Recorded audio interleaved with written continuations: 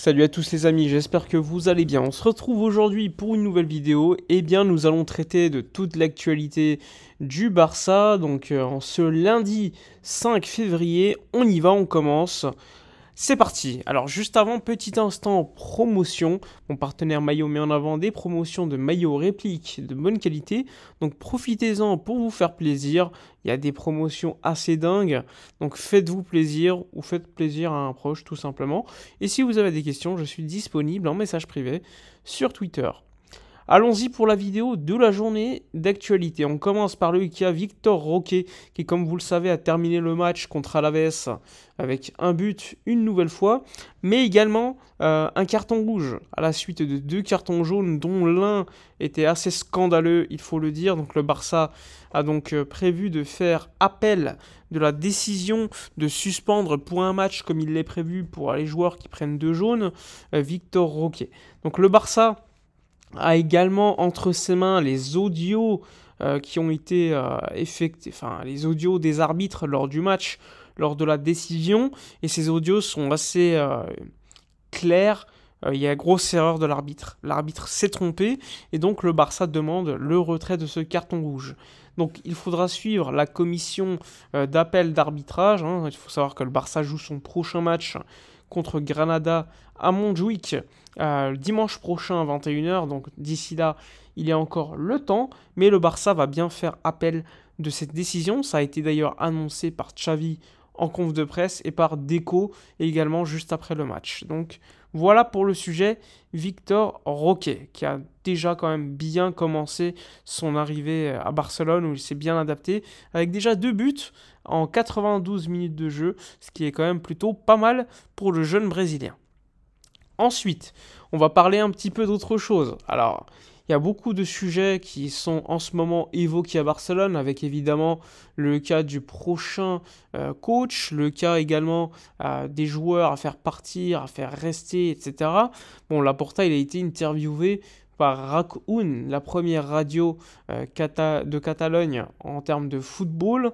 Donc il a donné cette interview qui a duré une bonne heure, où il explique notamment que si le coach n'avait pas été Xavi, compte tenu du statut du bonhomme, du fait qu'il y ait également le fait que le Barça a gagné des titres l'année dernière, qu'il s'agit d'une situation difficile économiquement pour le club, eh bien s'il ne s'agissait pas de Xavi, eh bien il aurait débarqué le coach bien avant. Donc ça c'est un élément assez important. Ensuite, il s'est également exprimé sur le fait est-ce qu'il y avait des joueurs transférables. Eh bien, il a dit tous les joueurs sont intransférables jusqu'à la fin de la saison où là des décisions seront prises. Bon, pour être clair, on va pas se mentir, dans la tête de la direction sportive, tu as pas beaucoup de joueurs intransférables. Tu as Araujo qui est intransférable. D'ailleurs, The Athletic l'a encore confirmé que lors de cet hiver, il y avait une offre du Bayern Munich et que la direction sportive ainsi que Xavi ont mis un veto sur le départ de Ronald Araujo. Évidemment, on verra bien ce qui se déroulera s'il ne prolonge pas son contrat. Mais aujourd'hui, Araujo est considéré comme intransférable. Tout comme pour Gavi, là il n'y a pas de problème, ou encore pour Pedri. Ensuite, les autres joueurs, eux, nous allons voir évidemment ce qu'il se déroulera. Bon, il y a quelques semaines, quelques mois même, je vous avais évoqué le nom de Christensen comme potentiel joueur sur le départ, tout comme un Rafinha, tout comme d'autres joueurs comme Ferran Torres qui fait une bonne saison globalement. Il y a beaucoup de joueurs qui peuvent partir l'été prochain, donc il faudra suivre, car évidemment, comme vous le savez, le Barça a besoin de beaucoup d'argent pour pouvoir aller sur le mercato. Et pour cela, il faudra également avoir des départs. Donc ça, c'est une certitude. Maintenant, évoquons assez rapidement le cas de Jong, qui est un cas assez important. Je vous avais dit il y a quelques mois que le Barça avait comme volonté de prolonger Frenkie de Jong juste après le mercato d'hiver. Bon, cette volonté n'a pas changé, tout comme pour Ronald Araujo ou Gavi. Le Barça veut prolonger les contrats de ces 3 joueurs au-delà de leur fin de contrat en 2026. La volonté pour De Jong, eh bien, elle est très claire. Deco a déjà eu des réunions. Bon, je vous refais un petit flashback. Jordi Cruyff, lorsqu'il était encore directeur sportif, avait déjà eu des réunions avec Ali Dursun, qui est l'agent de De Jong. Bon, il est parti entre-temps. remplacé par Deco. Deco a comme objectif de prolonger Frenkie de Jong. C'est une priorité pour le club. L'objectif étant de le prolonger jusqu'en 2029. L'objectif également est de le prolonger avec une baisse de salaire par rapport à ce qu'il a actuellement. Donc ça aussi, c'est un élément assez important. L'un des objectifs également du club, c'est que par cette prolongation, l'amortissement du joueur va diminuer encore une fois. Il faut savoir que pour De Jong, il reste environ 25 millions d'euros à amortir. Donc si tu le prolonges, les 12 millions d'euros annuels à amortir diminueront de manière assez importante, ce qui va, en plus du salaire décroissant cette fois-ci, va te donner du fair play. Donc ça, c'était une priorité de Deco. Mais dans les faits, qu'est-ce qui se passe? Il faut savoir que Frenkie de Jong a eu plusieurs approches de différents clubs européens. Il y a eu, il y a quelques semaines, Manchester United via le groupe Ineos. Une nouvelle fois, Man United l'a approché. Il y a quelques mois, même quelques années maintenant, c'était Man United via une autre direction. Cette fois-ci, c'est avec Ineos. Jean-Claude Blanc, qui avec le nouveau projet de Jim Ratcliffe, désire avoir De Jong, une nouvelle fois. Mais ce n'est pas le seul club qui est intéressé par le joueur néerlandais. Il y a 2 autres clubs de Première Ligue, les noms, je ne les ai pas, qui veulent également De Jong. Il y a également un club allemand, sans surprise, qui est le Bayern Munich, qui a eu une approche vers l'entourage du joueur. Pour l'instant, rien de très concluant, mais il y a eu une approche, c'est factuel. Voilà pour toutes ces informations concernant Frenkie de Jong.